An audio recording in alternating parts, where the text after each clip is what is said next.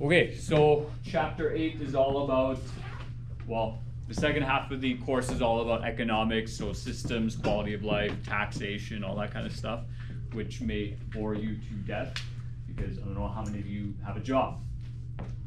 Anyone work?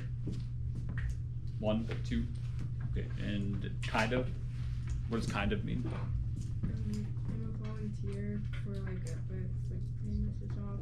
Takes up pretty much all of my time. Okay, so you volunteer, so they don't pay you, right? I believe people under the age of 16 for sure aren't taxed, and I don't think people under the age of 18 are taxed either. At least they shouldn't be, it'd be terrible. Okay, so we're gonna look into some of the social programs and talk about what should we do as citizens or a government. So first of all, what is a social program? It's a program that is more or less provided by the government in order to, provide some sort of care to citizens. I'm going to make sure this is okay. Typically, so on the economic scale, social programs are more left-leaning, meaning they're more about collective groups, taking care of one another, which is stuff you learn a lot about in Social Studies 30. I teach this stuff in the afternoon. You'll need to know this for grade 10 and grade 12. So this main idea with social programs is to deal with some sort of economic inequality. Okay. So that could be a variety of things. Economic inequality isn't just, you have $10, your friend has 100, but it's also you live in a neighborhood where the water that comes out of your tap is clean versus your friend lives in a neighborhood where the water is not clean. Or that their water is filtered before it gets to them, right? Like extra filtered. Okay. Access to education can refer to economic equality as well, along with health services. But the fundamental question here is, when people have unequal outcomes, right? So you boys won gold yesterday. What do we do about third and fourth and fifth place? You tell them to work harder, maybe, right? That's one way. Another way would be, that's so sad, they lost. Let's also give them a gold medal. What do you think? That's stupid. Why? Why is that stupid? Well, it's not stupid. Okay, let's not give them a gold medal. What about if we give them a silver medal? Silver, bronze. Well, second would be silver, third bronze. So fourth and fifth, they should get nothing? No, they should get like a certificate saying that you got fifth or fourth. Give them a certificate. Participation trophy, yeah. Okay. Now, obviously, in sports, it's kind of easy to figure that out. But what if getting fourth or fifth means that they don't get food that night? That sucks. They don't work hard enough. Right. That's one way to think about it. Right. So that's what social programs do. Right. Some of us. There's always going to be a first place. There's always going to be a last place. Right? What do you do with that?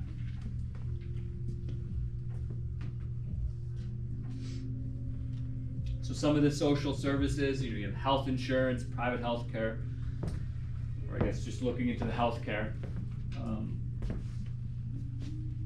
In Canada, we have a public health care system that is funded by taxes. Right? So myself, your parents, people that are adults, they work.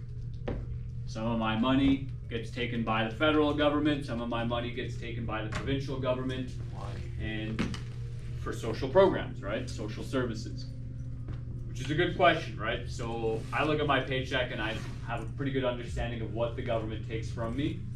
What I don't have a good understanding of is how they use that money. How many of you, what's that? What they use it for. I just said that, no, right? Like how they use the money, okay?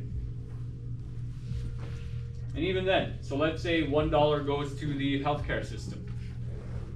Okay, so of that dollar, I'm just looking at that as 100 pennies, what percentage of that actually makes it to the system, and what percentage of that makes it to, let's say, the bureaucratic part of it, the people who run it? Okay. I thought so. What's that?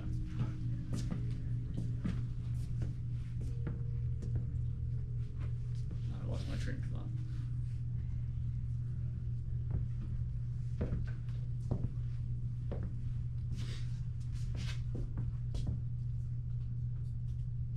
So in Canada, we're very against private healthcare. In Canada, for a variety of reasons, it's a bit strange, we're very against privatization of anything. So there's two ends to the spectrum. There's privatization, where you could create your own medical clinic if you had the money, hire a doctor, and sell that service for some profit, right? Making a little bit of extra money on top. We are very much on the public end, right? We don't want those services to make a profit. We want people to have equal access to them, an opportunity to get that service for a fair price. Which makes it challenging, right? Because then sometimes you might have a lot of wait lines. One of the issues I know with particularly like surgeons, from my understanding, surgeons have a quota, right? And so once you hit that quota, you max out on your pay. And I believe some surgeons don't work all that much. And I'm not necessarily talking about emergency room surgeons, right? That's a very different task. Like most of you should know, I went for a surgery for my nose in January. The surgery was actually done out of a private clinic, but the surgeon worked for the Alberta healthcare system, right? And so this person is doing a little bit of both, right? And the private clinic was for cosmetic surgeries, which are not covered by public healthcare, right? Because, let's say you don't like the way your, lips are.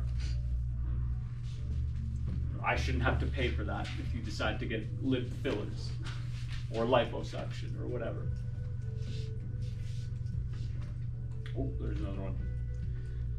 So you have these two systems, right? On the left side of the political and economic equation is more of the public, shared, everyone participates in it. On the right side, you have more of the individualistic, privatized, where, if you work hard and you're the gold medal winner of life, you have better access to better surgeons, better doctors, you can see them quicker.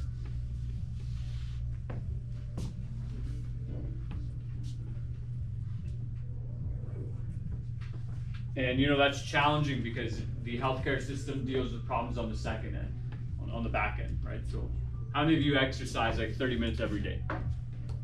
Okay, so a couple of you. Probably, if you have gym class, you're probably running around. Some people might say, well, I take care of myself. I eat well, I make sure I get 7-8 hours of sleep, and I get about 30 minutes of movement every day. Why should I have to pay into the public healthcare system, right? Like, I never see the doctor, I don't really get sick, I've never broken a bone, right? It's complicated. Whereas the other side might say, well, do you really want a lot of sick people? Which then comes into a conversation of what is the healthcare system even trying to do? How many of you dealing with a doctor felt like, they didn't really listen? Is anyone? Quite a bit of us? Some of you probably haven't really gone to a doctor much. Okay. So I broke my fibula, which is a bone on the side of the leg here, in grade 11. And at the Mediclinic, I would spend a few hours, like 2-3 hours, waiting to see a doctor. The doctor would see me for 5 minutes. Even when I went in to get my checkup on my nose, like the doctor, like the guy wouldn't even look at me. He didn't really. What's that? All they would say is that you're all good. Yeah, and hopefully I'm okay. Particularly with the nose, I think my leg's all right after years of dealing with it.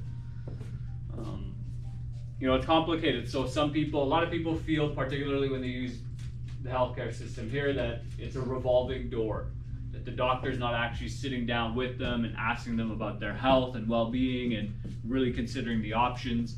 A lot of times it's just, what's your issue? Okay, here you go. They sign a piece of paper, here's a prescription, and then they're out of the door.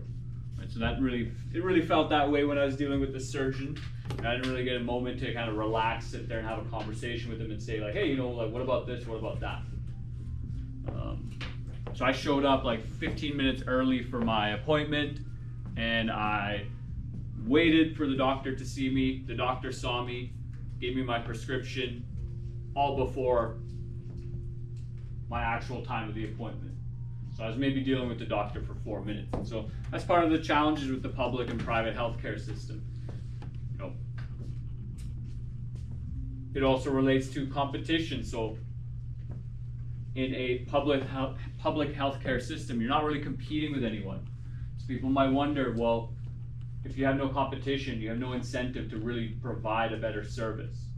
It all comes from the goodness of your heart, and a lot of people function with the goodness of their heart. You know, people can only do that for so long.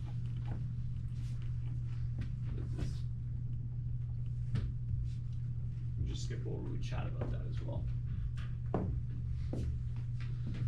This chapter does go quite a bit into the American system, which is unfortunate. It'd be better to actually get educated on the Canadian system because that's the one you deal with.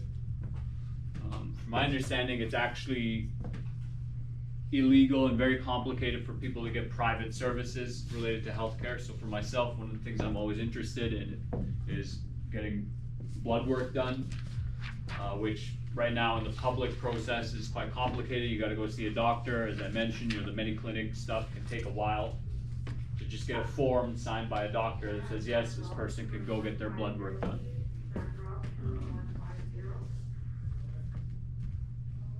Let alone a surgery. Like, let's say you need to repair your knee. Hopefully no one in here has destroyed their knee yet. Has anyone done that before I discuss this? You tore a ligament? No, so you haven't really destroyed it. What's that? Just almost. Alright. So if you tear one of your ligaments, like your ACL, MCL, your meniscus, which are all the ligaments in and around the knee that keep it together so you don't, I don't know, slip away like a noodle leg person. You know, you might wait 6 months to 2 years to get a surgery. You can imagine walking on a busted up leg for 2 years, where, you know, if you slip, if you move unexpectedly, you could really harm yourself. You could fall. Right? A country where it's snowy and icy for 6 to 8 months out of the year, it'd be kind of sketchy. You know, and you can't just jump ahead in line and see a nice surgeon and say, okay, like, what are the options? Can I take the ligament off a cadaver, which is a dead body? You know, potentially using stem cells somewhere else to help repair that, whatever the issue is. Okay. So it's very challenging to actually get access to, let's say, more specific needs in the healthcare system, even if you have insurance. All right, so in America, a lot of the cost and benefit to you is based on what your insurance is. So if you have a really good insurance policy, you know, you probably will be taken care of. But if you have no insurance in America, some health crises can bankrupt you. Like, a lot of people go bankrupt in America due to, you know, maybe someone gets cancer, or someone gets some sort of disease, or some sort of what's that? Breaking Bad. Breaking Bad is a perfect example, right? Main character has cancer, can't afford to pay the payments because he works as a teacher in America, which is paid even less than teachers in Canada. And, you know, he's a very brilliant scientist. And interestingly enough, you don't want to know why he has to steal all the glassware from the school. It's because all that glassware is illegal. Like, if you buy it, has anyone seen Breaking Bad? Other than a handful of you boys. So all those beakers, those glass beakers and whatnot in America, those are illegal. So if you buy those, like, they'll start investigating you. Right? And this is a tangent but fun fact. They banned all of these scientific tools in the 60s and 70s because people were using them to make psychedelic drugs. Right, but anyways, I digress. You know, so Walter clearly has no quality health insurance. So he's got to resort to crime. Most people don't do that, but look at this little U.S. healthcare options. You either sell your home or buy the farm, which I don't even know what that means, because I mean, this guy's dead.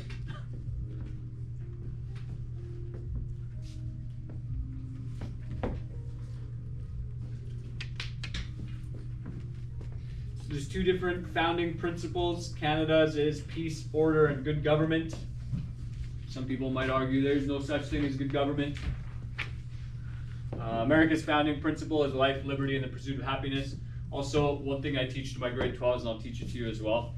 One of the primary differences between some of these documents, let's say in America versus the rest of the Western countries, is that in America, your rights are given and granted to you by God.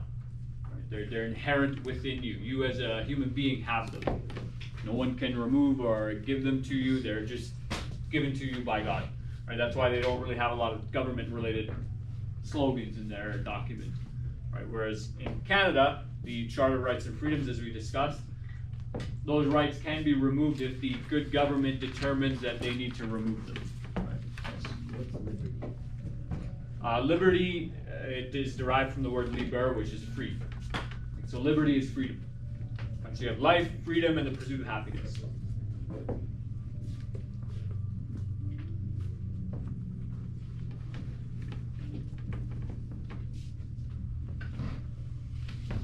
They really just harp on healthcare, but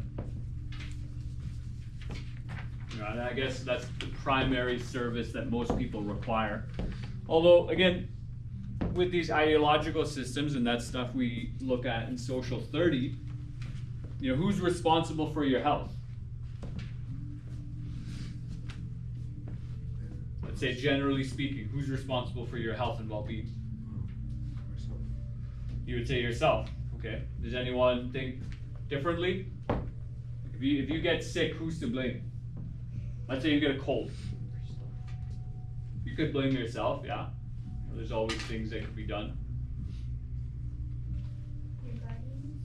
Your guardian, sure, right? Like maybe people caring for you didn't take good care of you, right? How many of you have a pet, like a dog or a cat? Or even like a fish, I don't know, but I don't think fish experience the same problem. So my friends, they have 2 cats, and their cats are currently going through it. You know, they're having stomach problems, one's having like issues with the gums, and in this process of figuring out what's wrong with their cats, right, going through the veterinarian system, not the healthcare system, they're learning about how the food that animals are fed is actually terrible for the animal. And quite frankly, a lot of the food that most people eat is also terrible for them. Right? Which, you know, you can go on your own journey for that. So, as the guardians of those cats, they didn't properly educate themselves as to what the cat should eat and the quality of food, and now they're paying the price for that. Like literally, some of these doctor visits, these veterinarian visits cost $400, $500, $600, $700. I don't know how people afford that, but they do. Similarly, like let's say you choose to eat Twinkies all day because Twinkies are delicious, right? And donuts and cookies and chips. And you stay up till 3 in the morning and you wake up at 7 a.m. because you got work or school. So you get no sleep, you eat all this junk food, and you never exercise. You know, what do you think is going to happen to you after like a few years of that? Become obese. You might literally die, right? Your health would deteriorate. You wouldn't feel so good about yourself, whether it be your physical health or your mental health, right? You could kind of suffer. So, you know, it does come back to, well, who's responsible for your health and well-being? Right? Like, is it the government's job to make sure you're in good shape? You're shaking your head, yes. No. Not surprised that it's no. Okay.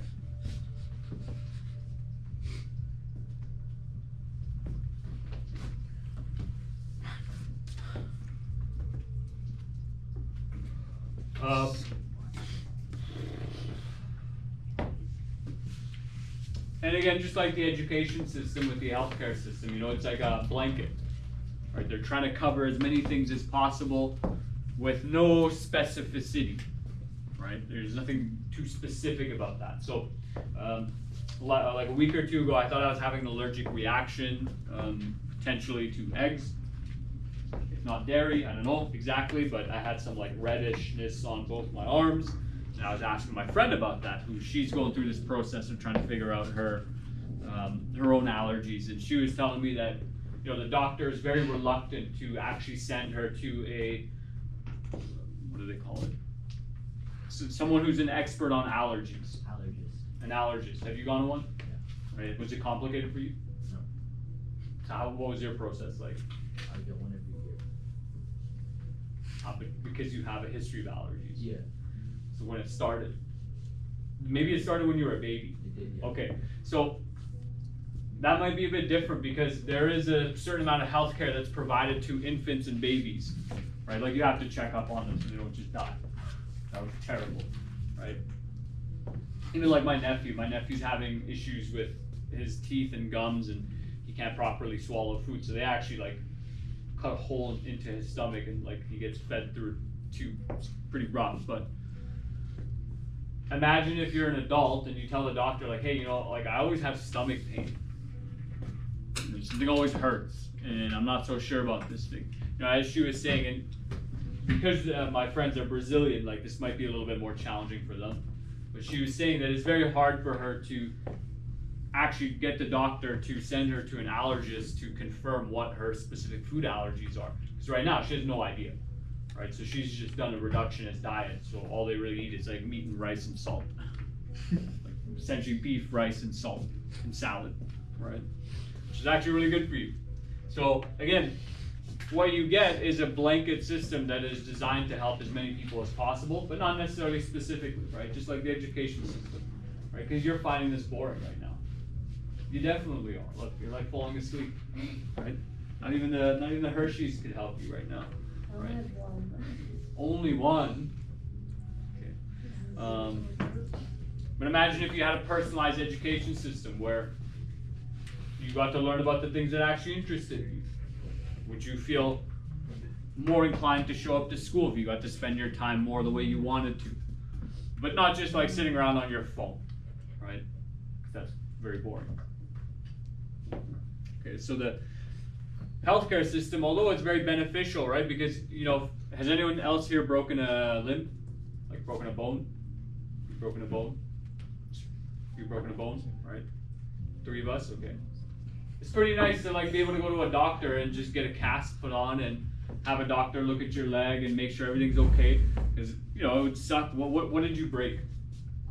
You broke your arm. Like where? Like forearm or on your forearm. What did you break? My ankle. Ankle. Look at that, right? So like was it your right arm or left arm? Oh, are you right-handed? Oh, okay, so you would have been okay. You would have had a bum arm, but you could still write. Right, but your ankle, you wouldn't have been able to walk properly, run properly. You play hockey, right? Yeah, it was difficult. Right, so it's very nice to have the system as it is, but you know, when you have specific needs, it can get very challenging.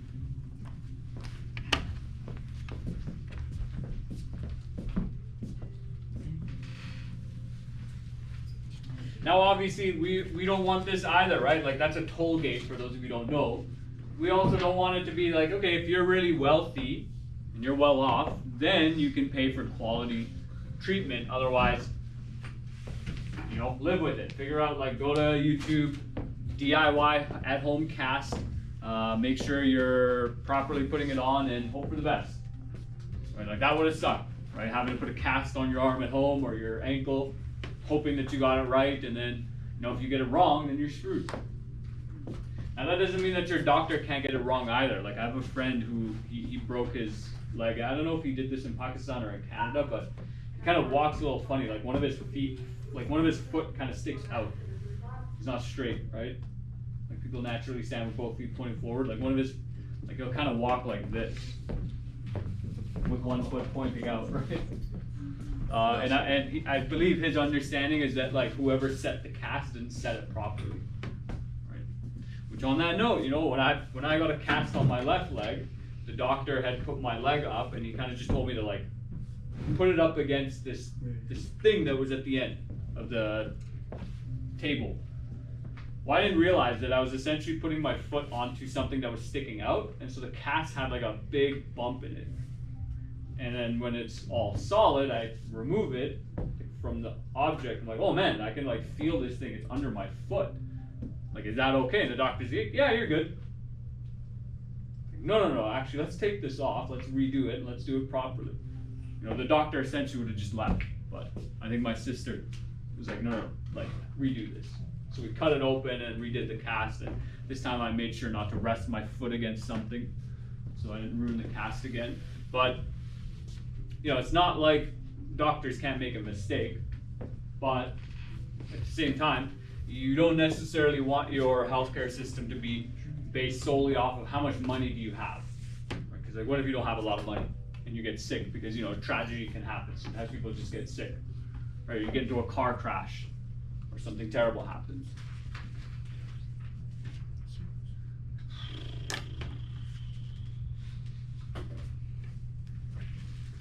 So give me a second, what time is it? It is 1:30. When does this class end? Ends at 2:06. Let me just see what this slide does. Here. No, it's 2 or 3. Yeah, in 203. Okay, we'll actually just stop here and I'll give you some time to work on questions. I miss you, sure. What?